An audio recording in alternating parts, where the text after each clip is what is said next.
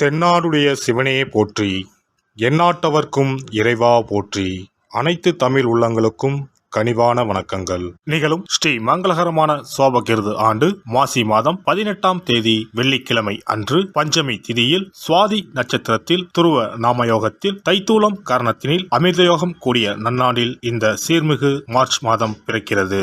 பிறக்கப் போகும் இம்மாதம் உங்கள் வாழ்வில் வளமும் நலமும் செல்வ செழிப்பும் பெற்று புதிய வாய்ப்புகள் புதிய வெற்றிகளுடன் மங்களகரமாக அமைய எல்லாம் வல்ல இறைவனை உளமாற வேண்டி விரும்பி கேட்டுக்கொள்கிறேன். இம்மாத கிரக நிலைகளை பார்க்கும்போது மேசத்தில் குருவும், கன்னி ராசியில் கேது பகவானும், மகர ராசியில் செவ்வாய் சுக்கிரனும், கும்ப ராசியில் சனி புதனுடன் சேர்ந்து சூரிய பகவானும் சஞ்சாரம் செய்கின்றனர். மார்ச் 2ஆம் தேதி புதன் பகவான் மீன ராசிக்கும், 8ஆம் தேதி சுக்கிர பகவான் கும்ப ராசிக்கும், 14ஆம் தேதி செவ்வாய் பகவான் கும்ப ராசிக்கும் இடப்பெயர்ச்சி அடைகின்றனர். இந்த கிரக அமைப்பினால் உங்கள் வாழ்வில் இம்மாதம் ஏற்படக்கூடிய சுப மற்றும் அசுப பலன்கள் என்ன என்பதனை பற்றி காண்போம். நடுங்க வைக்கும் குளிரோ தவிக்க விடும் வெயிலோ இல்லாமல் மிக இதமான சூழல் நிலவும் மாதம் இந்த மார்ச் மாதமாகும். பனிக்காலம் முடிந்து வசந்த காலம் துவங்க போகிறது.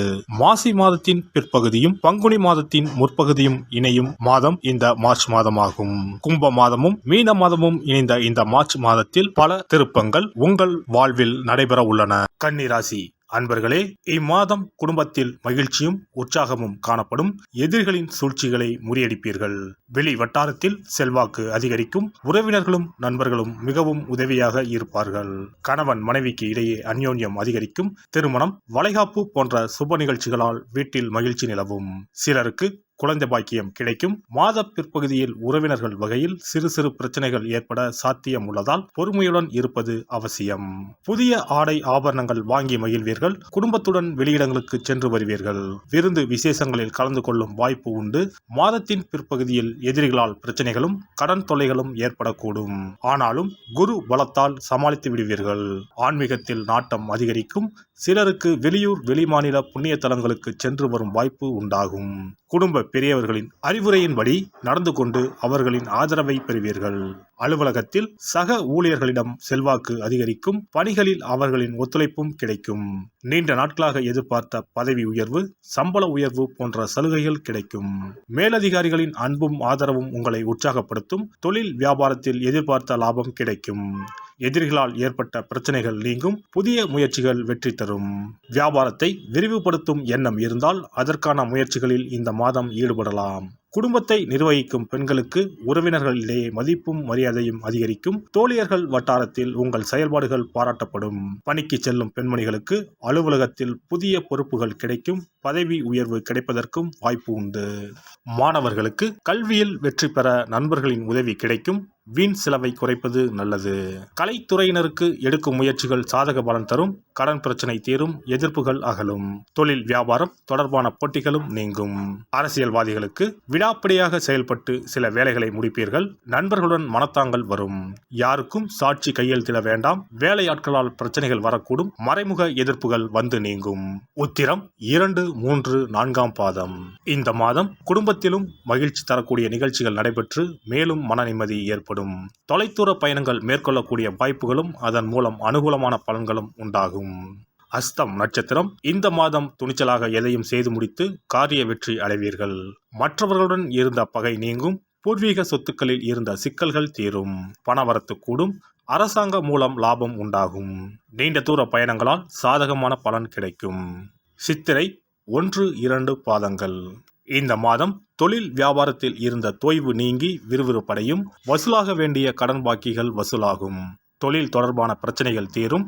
உத்தியோகத்தில் இருப்பவர்களுக்கு பணி தொடர்பான கஷ்டங்கள் குறையும்.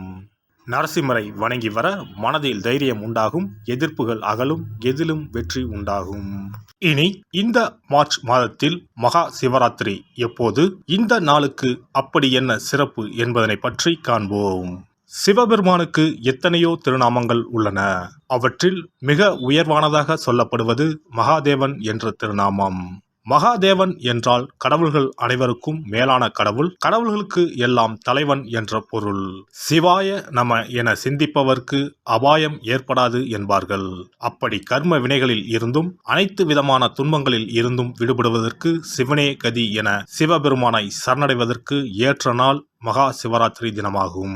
மகா சிவராத்திரி நாளில் சிவபெருமானை முழு மனதுடன் உண்மையான பக்தியுடன் வழிபட்டால் நம்முடைய வேண்டுதல்கள் அனைத்தையும் சிவபெருமான் நிறைவேற்றி வைப்பார் என்பது ஐதீகம். கவலைகள் நீங்கி காரிய வெற்றியை தரக்கூடிய நாள் மகா சிவராத்திரி விரத நாளாகும். சிவபெருமானுக்கு உரிய அஷ்ட விரதங்களில் மிக முக்கியமானது மகா சிவராத்திரி விரதமாகும். சிவபெருமானின் அருளை பெறுவதற்குரிய மிக உன்னதமான புண்ணிய நாளாகும்.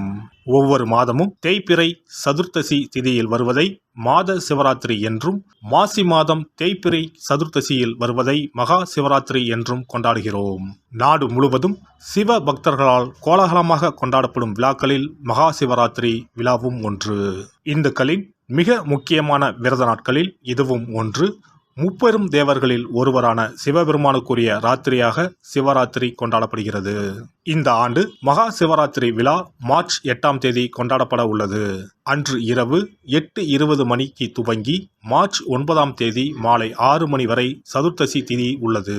இதனால் மார்ச் 8ஆம் தேதி இரவு 8:30 மணிக்கு பிறகே சிவராத்திரி பூஜை துவங்க வேண்டும். சூரிய பகவான் கும்பராசியில் பயணம் செய்யும் மாசி மாதத்தில் தேய்பிறை சதுர்த்தி நாளில் முதல் நாள் மாலை துவங்கி அடுத்த நாள் காலை வரை சிவனுக்கு தொடர்ந்து 4 கால பூஜைகள் செய்யப்படும். சிவராத்திரி அன்று இரவு முழுவதும் கண் விழித்து சிவ வழிபாடு செய்து அபிஷேகம், ருத்ராபிஷேகம் செய்து சிவ மந்திரங்களை உச்சரித்து சிவனின் அருளை வேண்டி பிரார்த்தனை செய்ய வேண்டும். ஆன்மீகத்தில் உயர்ந்த நிலையை அடைவதற்கும் துன்பங்கள் மற்றும் பாவங்களில் இருந்து விடுபட்டு மோட்சத்தை அடைவதற்கும் ஏற்ற நாள் இதுவாகும். மகா சிவராத்திரி அன்று அதிகாலையில் எழுந்து புனித நீராடி வீட்டை சுத்தம் செய்து பூஜை அறையில் விளக்கேற்றி வைக்க வேண்டும். பிறகு மாலையில் சிவன் கோவிலுக்கு சென்று அங்கு நடக்கும் அபிஷேகம் பூஜைகளில் கலந்து கொள்ள வேண்டும். அன்று சிவலிங்கத்திற்கு பஞ்சாமிர்த அபிஷேகம் செய்வதும் வில்வ அர்ச்சனை செய்வதும் மிக சிறப்பானதாகும். மகா சிவராத்திரி நாளில் எத்தனை முறை முடியுமோ அத்தனை முறை பஞ்சாட்சர மந்திரமான ஓம் நம சிவாய மந்திரத்தை உச்சரிக்க வேண்டும். இது தவிர சிவபுராணம் பாராயணம் செய்வது மிகவும் சிறப்பானதாகும். இந்த நாளில் ருத்ராபிஷேகம் செய்வதும் கோவில்களில் நடக்கும் ருத்ராபிஷேகத்தில் கலந்து கொள்வதும் மிகவும் சிறப்பானதாகும். இந்த முறையில் மகா சிவராத்திரி விரதம் இருந்தால் முந்தைய 3 பிறவிகளில் செய்த பாவங்கள் நீங்கும். மனக்கவலைகள், நோய்கள், வறுமை நிலை ஆகியன நீங்கும். அதோடு வாழ்வில் அனைத்து விதமான இன்பங்களும் உயர்வும் கிடைக்கும். நாம் செய்யும் வழிபாடு, பூஜை ஆகியவற்றிற்கு 2 மடங்கு பலனை தரக்கூடியது மகா சிவராத்திரி விரதமாகும். சிவபெருமானை வணங்குவதற்கும் அவரின் அருளை பெறுவதற்குமே அவருடைய ஆசி இருந்தால்தான் முடியும். அதனால்தான் அவன் அருளாலே அவன் தாள் பணிந்து என்ற அற்புதமான வாசகத்தின் மூலம் நாம் அறிய முடிகிறது. சிவ அருளை பெற வேண்டும் எனில் அது அத்தனை சுலபமான காரியம் கிடையாது. சிந்தையிலும் செயலிலும் சிவனையே நினைத்து ஒவ்வொரு காரியத்தையும் செய்ய வேண்டும். அப்பேற்பட்ட சிவபெருமானின் அருளை பெற எளிமையான ஒரு நாளை பற்றித்தான் இப்பொழுது நாம் தெரிந்து கொண்டோம். எல்லாம் வல்ல இறையருளால் நீங்களும் உங்கள் அன்பு குடும்பமும் உடல் நலம், நீலாயுள், நிறை செல்வம், உயர் புகழ், மெய்ஞானம் ஓங்கி வாழ்க வளமுடன். இந்த வீடியோ உங்களுக்கு பிடிச்சிருந்தா லைக் பண்ணுங்க, ஷேர் பண்ணுங்க அண்ட் சப்ஸ்கிரைப் பண்ணுங்க. பக்கத்துல இருக்க பெல் ஐகானை கிளிக் பண்ணுங்க. நன்றி, வணக்கம், வாழ்க வளமுடன்.